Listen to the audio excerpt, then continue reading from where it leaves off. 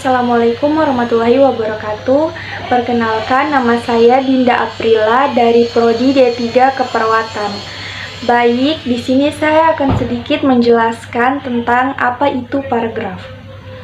Paragraf adalah suatu bentuk bahasa yang biasanya merupakan hasil penggabungan beberapa kalimat dalam upaya menghimpun beberapa kalimat menjadi paragraf. Yang perlu kita perhatikan adalah adanya kesatuan dan kepaduan dalam paragraf tersebut. Paragraf bisa menjadi suatu gagasan yang sangat utuh, sedangkan kepaduan itu berarti seluruh kalimat dalam paragraf itu dianggap sebagai suatu yang sangat kompak, saling berkaitan, mendukung gagasan antara satu dan lainnya. Berikut yang kedua adalah adanya kesatuan. Kesatuan paragraf ialah semua kalimat yang membangun paragraf secara bersama-sama menyatakan suatu hal atau suatu tema tertentu.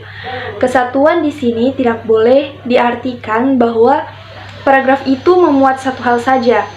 Yang kedua adalah adanya kepaduan.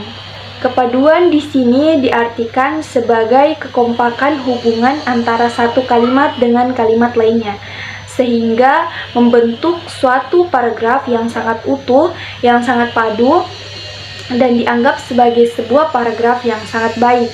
Tetapi apabila hubungan timbal balik antara kalimat tersebut yang dibangun dalam suatu paragraf itu dianggap suatu yang wajar, baik, dan mudah dipahami, itu merupakan suatu hal yang dianggap sebagai suatu gagasan yang utuh, dan kepaduan di sini dianggap sebagai sebuah hal yang membangun beberapa hal penting dalam paragraf seperti pengulangan kata kunci, penggunaan kata ganti, penggunaan transisi, dan kesejajaran.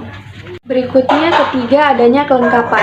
Kelengkapan di sini ialah paragraf yang berisi kalimat-kalimat penjelas yang cukup untuk menunjang kalimat topik paragraf. Yang hanya ada satu kalimat topik dinyatakan paragraf yang kurang lengkap apabila dikembangkan itu hanya diperlukan dengan pengulangan. Pengulangan adalah paragraf yang tidak lengkap. Yang keempat adalah panjang paragraf. Panjang paragraf dalam sebuah tulisan dianggap sebagai tulisan yang tidak sama bergantung pada beberapa jauh atau dalam suatu bahasa dan tingkat pembaca yang menjadi sasaran.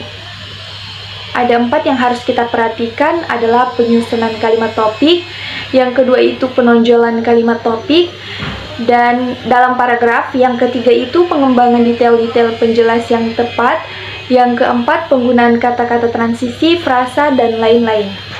Yang kelima terkait dalam paragraf adalah pola susunan paragraf. Di sini kita artikan sebagai sebuah rangkaian pernyataan dalam paragraf yang harus disusun menurut pola yang taat asas. Pernyataan yang satu disusun oleh pernyataan yang lain secara wajar dan bersetalian erat secara logis. Dengan cara itu, pembaca diajak oleh penulis untuk memahami paragraf sebagai satu kesatuan gagasan yang bulat. Berikutnya, kita akan mengenal terkait dengan jenis-jenis paragraf. Yang pertama, ada berdasarkan letak kalimat utamanya, ada yang dinamakan dengan paragraf deduktif. Paragraf deduktif adalah paragraf dengan terdapatnya kalimat utama di awal paragraf dan dimulai dengan pernyataan umum yang disusun dengan uraian atau penjelasan secara khusus. Yang kedua, paragraf induktif. Paragraf induktif adalah paragraf yang ditandai dengan terdapatnya kalimat utama di posisi akhir dan diawali dengan uraian atau penjelasan yang bersifat khusus dan diakhiri dengan pernyataan yang bersifat umum. Yang ketiga adalah paragraf campuran. Paragraf campuran ditandai dengan terdapatnya kalimat utama di awal dengan di akhir.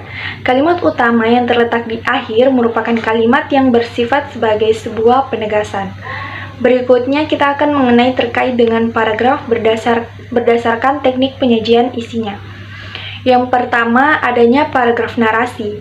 Paragraf narasi ini diartikan sebagai sebuah karangan yang berisi rangkaian peristiwa yang susul-menyusul sehingga membentuk alur cerita yang utuh. Karangan jenis ini sebagian besar berdasarkan imajinasinya. Yang kedua adalah eksposisi. Eksposisi berisi uraian atau penjelasan tentang suatu topik dengan tujuan memberikan informasi.